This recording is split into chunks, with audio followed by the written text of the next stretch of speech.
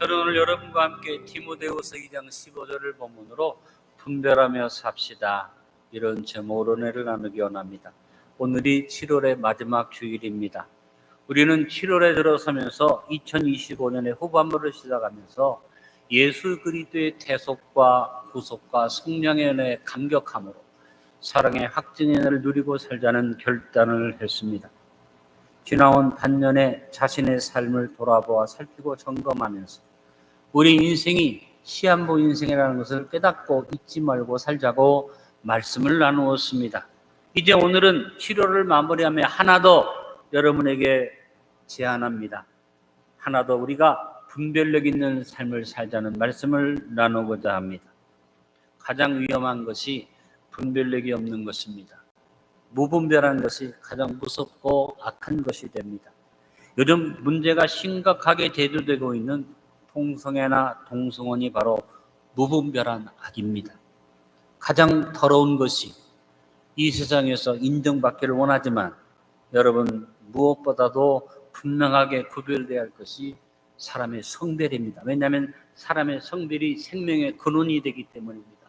남자와 남자가 생명을 만들어낼 수 없습니다. 여자와 여자가 생명을 만들어낼 수 없습니다. 이건 무분별한 것입니다. 이것을 인정하자고 하면 안 됩니다. 물론 그런 마음을 가지고 있는 분들이 불쌍하고 자기도 모르게 선천적으로 그런 동성애를 하는 분들을 우리가 잘 지도해서 바르게 세워 가야만 합니다만, 그와 같은 동성애나 동성혼을 우리가 잘한다고 지켜주고 축제를 열어주고 그 사람들을 우리가 보호하자고 법을 만들며 인정하면 사회가 무너지는 것과 같습니다. 여러분, 남녀 간의 구별이 없는 것은 가장 더러운 것이고 가장 무분별한 것을 기억하시길 바랍니다. 우리가 사용하는 말 가운데 참 좋은 것 같으나 우리의 분별을 무너뜨리는 위험한 말이 있습니다. 그게 뭔지 아십니까? 따라합니다. 좋은 게 좋은 거야. 그냥 들으면 좋은 말이죠. 뭘 그렇게 따져? 뭘 그렇게 심각하게 구별해? 적절하게 타협하고 적당하게 넘어가면 좋은 거 아니야? 좋은 게 좋은 거야. 이렇게 사람들은 생각하고 말합니다. 여러분, 좋은 것 같지만 이처럼 좋은 게 좋은 거야 하고 적당하게 넘어가면 분별이 없어집니다. 구분이 없어집니다. 혼탁함이 이루어지고 더러워지는 것입니다. 여러분, 분명히 기억하시기 바랍니다. 따라합니다. 좋은 게 좋은 것이 아니고 옳은 것이 좋은 것입니다. 적당하게 넘어가는 게 아니라 구분을 내서 옳은 게 좋은 것이고 바른 게 좋은 것이고 법을 지키는 것이 좋은 것이지, 좋은 게 좋은 거자고 적당히 넘어가면 우리 사회를 스스로 무너뜨리는 일이 됩니다. 우리 모두 다 분별하며 삽시다. 여기에 전제조건은 하나 있습니다. 구별과 분별과 차별을 잘 구분해야만 합니다. 인격적인 존재를 차별하는 것은 죄악이기 때문에 차별은 있어서 안 되지만 구별도 없고 분별도 없으면 우리 사회는 어떻게 되겠습니까? 사람을 대할 때 인간관계에서 차별을 하지 맙시다. 그러나 구별과 분별을 해서 우리 사회가 무너지지 않도록 우리가 기준을 지켜나가야만 합니다. 정확하게 분명하게 구별하고 분별하고 행합시다. 선과 악이 분명하게 분별되어야만 합니다. 하나님의 것과 세상의 것이 분명하게 분별되어야만 합니다. 모든 물건이나 일이나 사람이나 구별과 분별이 분명해야만 합니다. 오늘 말씀해 보니 무엇보다 범사에 하나님의 뜻을 옳게 분별하며 삽시다라고 말씀하고 있습니다. 오늘 본문 말씀에 너는 진리의 말씀을 옳게 분별하며라고 말씀했습니다. 하나님의 말씀이라고 무조건 다 받아들이는 게 아니라 분별을 잘 하라는 얘기입니다.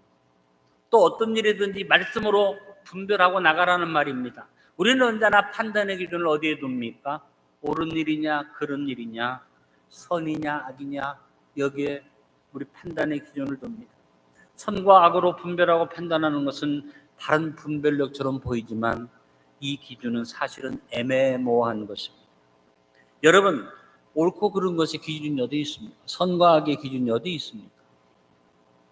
좀 좌편향적인 사람의 선과 악의 기준과 우편향적인 사람의 선과 악의 기준이 다르고, 우리나라는 희한하게도 전라도의 기준과 경상도의 기준이 좀 다른 경우가 있습니다. 어떤 경우에는 있는 사람의 기준과 없는 사람의 기준이 좀 다를 수 있습니다. 그렇기 때문에 조폭한테는 뭐가 정입니까? 힘이 정입니다. 힘에 의해서 의와 불의가 가려집니다. 특별히 약한 세대는 돈이 정이에요. 뭐니 해도 머니가 제일입니다. 이게 악한 세대의 모습인데 법정에서조차도 유전무죄, 무전유죄가 분별력의 기준이 되는 악한 세대입니다. 그래서 요즘은 많이 좋아졌습니다만 예전부터 뭡니까? 돈이 없으면 돈이 없으면 유죄가 되고 돈이 있으면 무죄가 되는 그런 분별력의 기준이 흔들리는 그런 사회가 우리 과거의 사회였고 지금도 그렇게 되고 있습니다. 그러니까 탈법, 불법, 편법이 우리 사회를 어지럽게 합니다. 가장 법이 살아있어야 할 국회나 법정에서 온갖 비리와 탈법이 난무하고 전과자들이 국민을 대표한다고 국회의 자리를 차지하고 있습니다. 온갖 재판에 연루된 사람이 권세를 잡는 아주 기이하고 놀라운 현상이 대한민국의 현실입니다. 여러분 누가 뭐라고 말해도 지금 대한민국은 굉장히 비정상적입니다.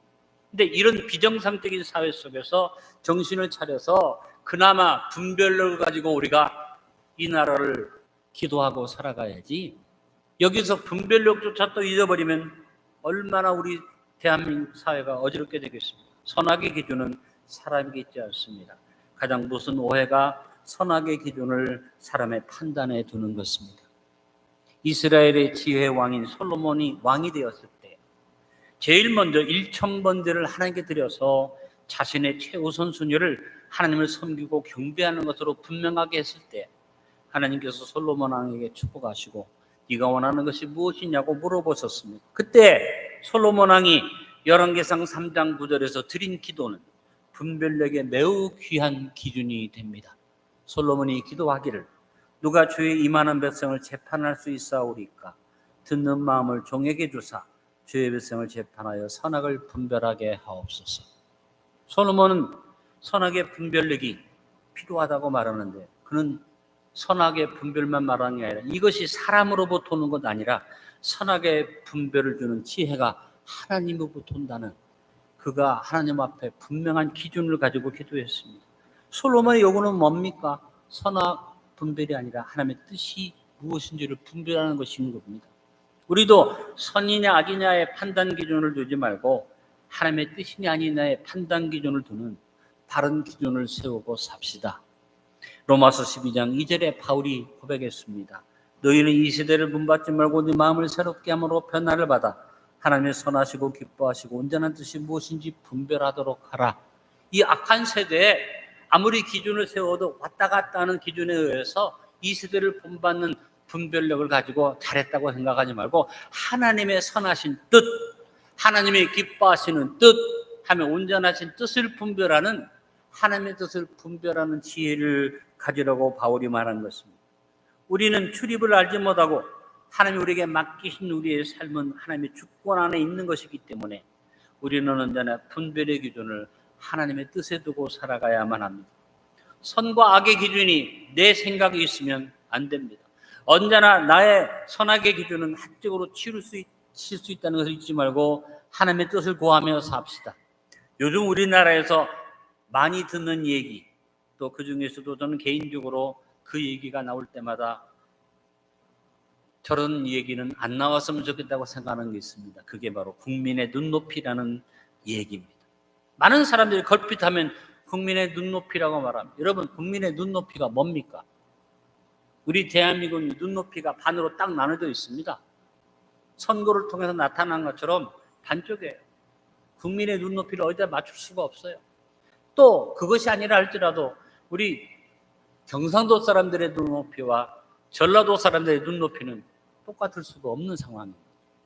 있는 자와 없는 자의 눈높이도 같을 수가 없습니다. 그런데 너무나도 쉽게 그냥 무슨 일만 있으면 국민의 눈높이에 맞추지 못하고 국민의 눈높이에 맞추겠다고 하고, 여러분, 이 사기꾼과 같은 말을 우리가 그대로 믿으면 안 됩니다. 자기 눈높이를 국민의 눈높이로 둔갑을 시켜가지고 자기 변명이나 하고 국민의 눈높이를 음론하면서 탐욕을 부리는 사람들을 우리가 인정해서는 안 될 것입니다. 저는 기도합니다. 하나님, 대한민국의 국민의 눈높이를 주장하는 사람들은 물러가게 도와주시고 진심으로 자신의 양심을 따라 바른 정치를 하는 사람들로 가득 차게 해 주시옵소서. 여러분 잘 판단하셔서 국민의 눈높이를 말하는 사람마다 그 사람이 무슨 말을 하는지 잘 보시기 바랍니다. 자기 탐욕이나 자기 생각을 국민의 눈높이로 그렇게 만들어서 굉장히 좋은 얘기 같으나 국민을 기만하는 사람들이 정치권에 있습니다. 솔로몬의 소원은 하나님이 부어주시는 지혜로운 마음을 얻는 것이었습니다. 명쾌하고 분명하게 백성들의 선악을 분별하는 것보다 더 차원이 높은 하나님의 뜻을 분별하는 분별력을 구했던 것입니다. 여러분 우리에게 필요한 것은 국민의 눈높이가 아니라 하나님의 눈높이에 모두를 맞출 수 있게 되기를 바랍니다. 사람과 사람의 다툼은 서로에게 책임이 있습니다. 제가 손바닥을 치는 것처럼 손바닥이 마주 부딪혀야 소리가 납니다. 대한민국을 이끌어가는 사람들은 선악을 분별하고 끝나지 말고 쌍방이 화목하게 되고 모든 상황과 형편이 잘 살펴져서 모든 것이 아름답게 이루어지기를 기도하고 나가야 됩니다. 그런데 안타까운 건 뭡니까? 너무나도 분명하게 선악을 분별하겠다고 하면서 자기 기준으로 판단해서 또 감옥에 보내고 또 재판하고 또 특검을 하고, 그래서 언제까지 우리나라가 이런 혼란한 상황으로 이어질지 너무나 안타까운 마음입니다. 여러분 솔로몬이 구했던 분별력처럼 하나님이 주시는 지혜로운 마음이 우리 모두에게 주어지고 특별히 대한민국을 지도하는 사람들에게 하나님이 주시는 지혜로운 기준이 세워지기를 기도드립시다. 여러분 지혜로운 마음은 용서와 관용과 화목과 화해를 불러옵니다. 인생이 선과 악의 분별만으로는 살 수 없습니다. 선과 악을 분별의 기준으로 삼는 자리에서 우리는 솔로몬과 같이 한 차원 더 높은 분별 기준을 얻어야만 합니다. 그것은 덕이 되느냐 안 되느냐는 분별의 기준이 우리에게 필요하다는 것입니다. 아무리 옳은 일도 덕이 되지 않으면 하지 않아야 합니다. 아무리 좋은 일도 덕이 되지 않으면 기다릴 수 있어야만 합니다. 아무리 필요한 일이라 할지라도 덕이 되지 않으면 포기할 수 있어야만 합니다. 솔로몬이 구한 분별의 능력은 선과 악의 심판의 마음이 아니라 하나님의 뜻을 분별하고 따르는 지혜로운 마음이었습니다. 아무리 약속하고 공약한 일이라 할지라도 나라의 유익이 되지 않고 국민들을 기만하는 일이 되고 사회 덕이 되지 않으면 약속을 어기는 일이 될지라도 하지 않아야만 합니다. 역대 선거 전에 약속한 것마다 지킨 사람이 없습니다. 그런데 나는 합니다. 그 말이 저에게는 비수처럼 느껴집니다. 약속했기 때문에 하겠다는 게 중요한 게 아닙니다. 국민에게 유익이 되지 않고 나라 살림에 도움이 되지 않으면 약속했어도 안 해야 합니다. 나는 합니다. 일부에서는 잘한다 하지만 여러분 자기 공약을 지키다가 나라가 거덜이 나면 누가 책임을 질 겁니까? 여러분 분별하며 삽시다. 정확하게 분명하게 구별하고 행합시다. 11시에 나온 성도 여러분 분별력 있게 사십시다. 우리 사회가 아무리 혼란해도 국민들이 정신 차려서 바른 분별력을 가지면 능히 이 나라를 잘 이끌어갈 수 있을 줄로 압니다. 선악의 분별을 넘어서서 하나님의 뜻을 분별하며 살고 진리의 말씀을 따라 옳게 분별하고 살아갑시다. 좋은 게 좋은 것이 아니고 옳은 것이 좋은 것도 아니고 오직 하나님의 뜻대로 행하고 사는 것이 좋은 것입니다. 여러분 우리는 세상의 기준을 넘어야만 합니다. 좋은 게 좋은 거 큰일 날 일입니다. 옳은 게 좋은 것 좋은 일을 가다 그것도 넘어서서 여러분 어떤 기준을 가져야 됩니까? 하나님의 뜻대로 행하고 사는 것이 좋은 것입니다. 아무쪼록 주님의 뜻을 분별하는 저와 여러분의 삶이 분별력이 분명한 삶이 되어지기를 간절히 바랍니다. 둘째로 자신의 능력을 잘 분별하면서 합시다. 우리는 성도로서 나의 소유권이 하나님께 있음을 분명하게 구별하고 나의 하나님을 고백하며 살 뿐 아니라 그 하나님 앞에 서 있는 나 자신에 대한 분별력이 분명해야만 합니다.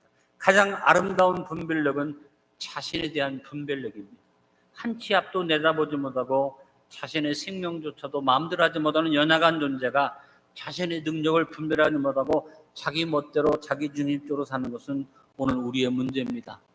그래서 굉장히 분명하게 자기 주관이 있는 것 같으나 겸손이 빠진 그런 주관은 조심해야만 합니다. 우리는 언제나 자신의 부족에 대해서 절감하고 살아야만 합니다. 자신에 대해서 가장 분별력을 고백했던 솔로몬 왕이 하나님 앞에 하나님의 뜻을 분별하는 지혜를 구할 뿐 아니라 또 하나 그가 하나님 앞에 아름다운 모습으로 분별력을 구한 것은 뭐냐면 자기 자신에 대한 분별을 그는 하나님 앞에 고백한 것을 봅니다. 열왕기상 3장 7절에 우리가 본받아야 할 솔로몬의 분별력이 나타나 있습니다. 나의 하나님 여호와여, 주께서 종으로 종의 아버지 다윗을 대신하여 왕이 되게 하셨사오나 종은 작은 아이라 출입할 줄을 알지 못합니다.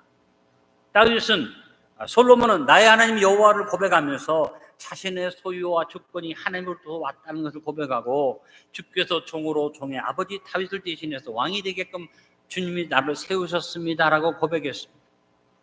모든 것이 전적으로 하나님의 주권의 의미를 고백할 뿐 아니라 더 중요한 고백은 따라합니다. 종은 작은 아이라 출입할 줄을 알지 못하고 자신에 대한 분별력을 가지고 겸손하게 고백했다는 것입니다. 어느 누구든지 권세가 주어지든지 주권이 주어지든지 돈이 주어지든지 이 솔로몬의 고백이 필요합니다. 작은 아이와 같이 나는 분별력이 없기 때문에 출입을 잘하지 못합니다. 하나님 도와주십시오. 이 고백이 나와야 할 텐데 안타까운 것은 권세를 잡은 자나 돈을 가진 자나 힘을 가진 자가 자기는 작은 자라는 이 겸손한 고백을 잘 하지 않는다는 것이죠.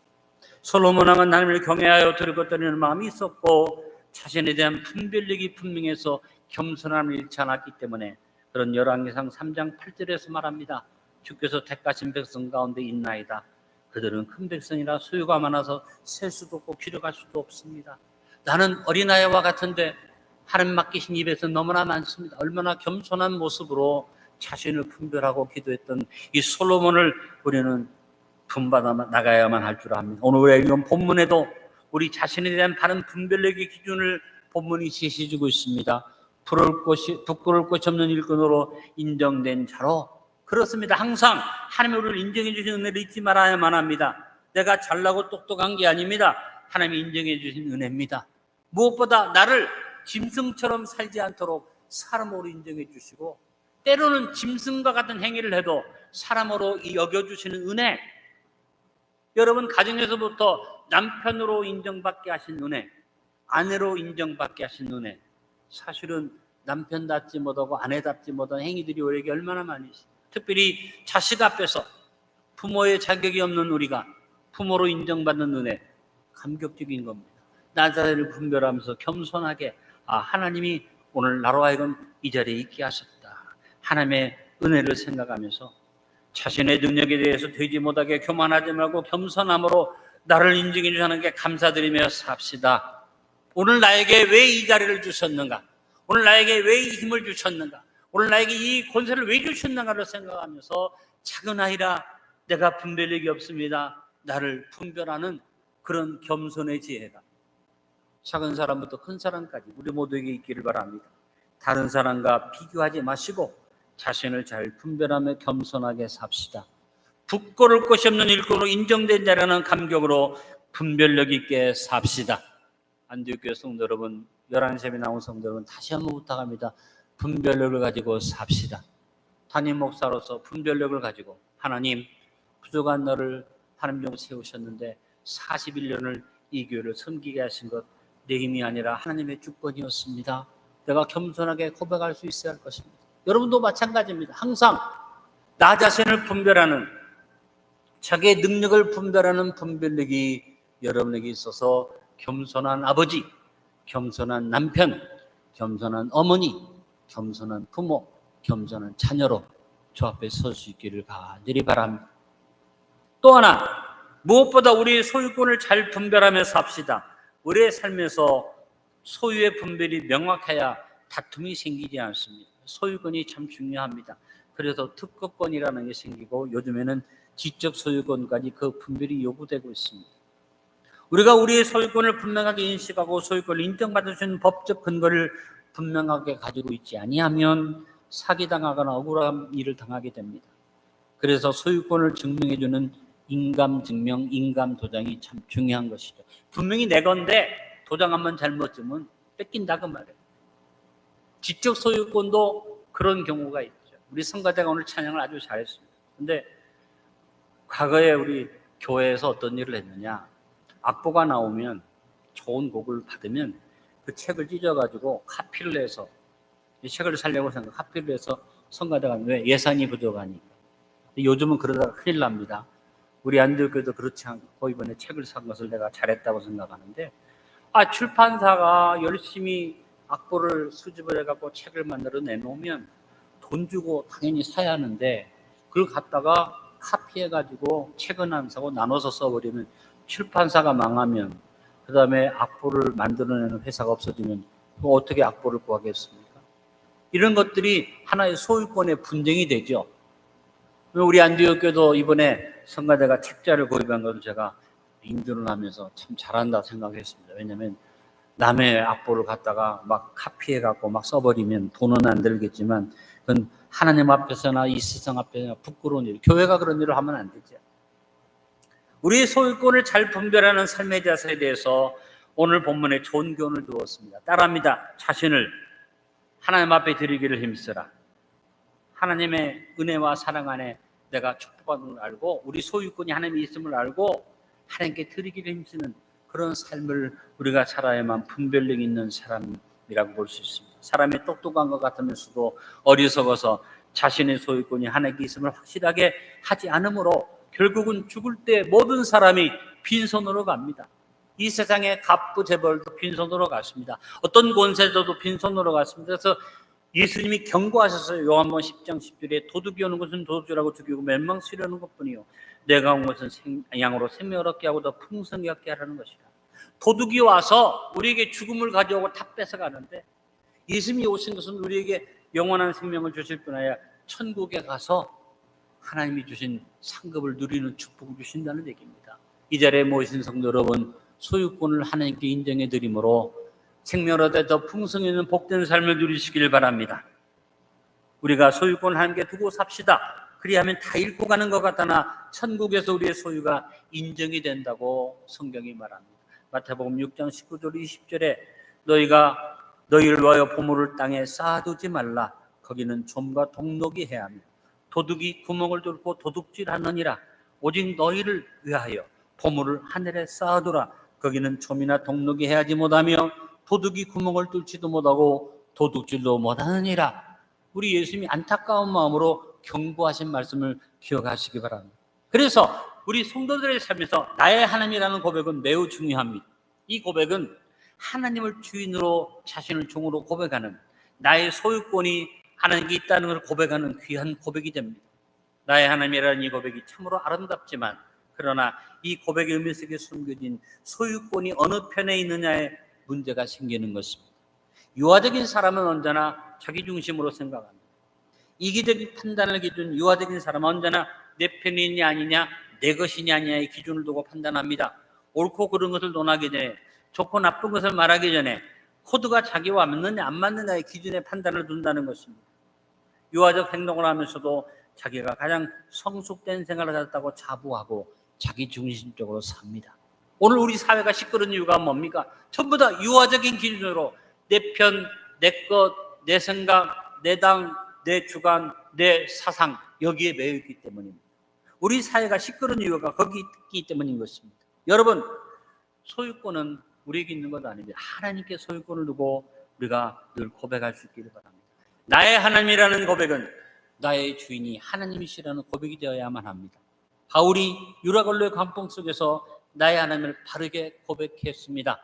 사도행전 20장 23절에 바울이 뭐라고 말합니까? 내가 속한 바 곧 내가 섬기는 하나님의 사자가 어젯밤에 내 곁에 서서 말하되. 바울의 고백이 뭡니까? 나는 하나님께 속했다. 하나님이 나에게 속한 게 아니에요.